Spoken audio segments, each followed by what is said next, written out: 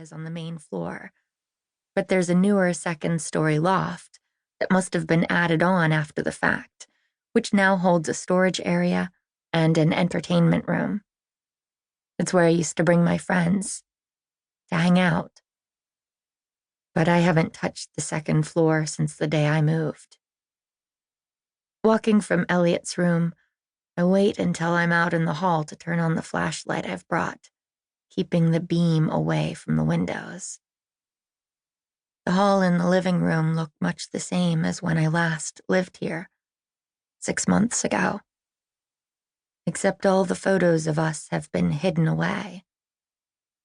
There must have been a showing recently, because someone has finally closed the kitchen cabinets. But I smile, picturing a family standing at the edge of the kitchen, seeing all the empty cabinets swung open in an eerie formation, imagining the chill making its way up their backs. I don't believe in ghosts, but it helps that other people do. This time, I decide to mess with everything on the walls. I tip the paintings so they hang at odd angles, and I take a few off the walls, laying them haphazardly along the floor, so they look like they were knocked down in a rush. I stand back to assess the room. The whole effect is vaguely unsettling, which is kind of the point. The air feels cool against the sweat on my legs, and I drink the water from the kitchen sink and use the bathroom attached to my room, which is nearly empty, as everything of value to me, including the furniture, has been relocated to Joe's. In the distance, standing near the window of Elliot's room, I hear a voice, even some laughter. I quickly turn off the flashlight and crouch below the window. I already know who it is. Marco, Lydia, and Sutton, probably. I should be annoyed that they still use the land beyond our house to meet up.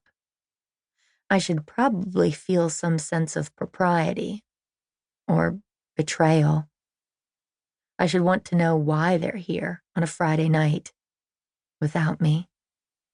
Mostly, though, I just want them to go. But it's too late.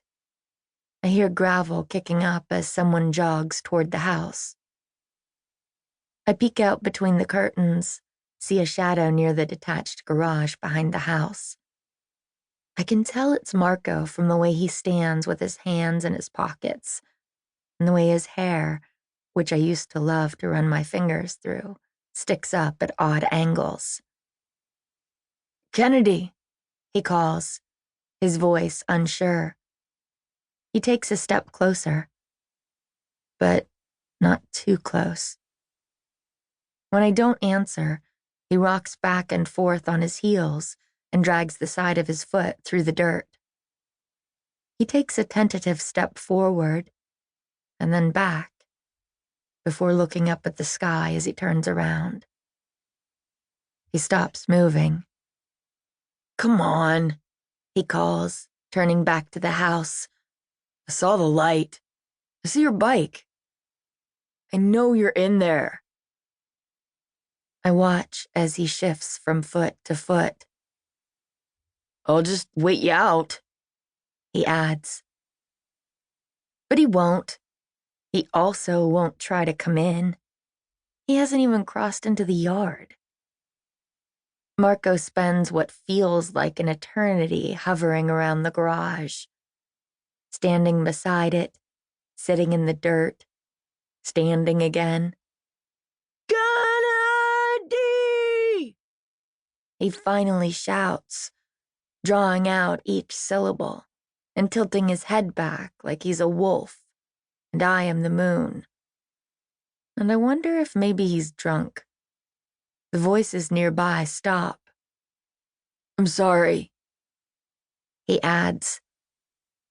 And that's how I know he must be drunk.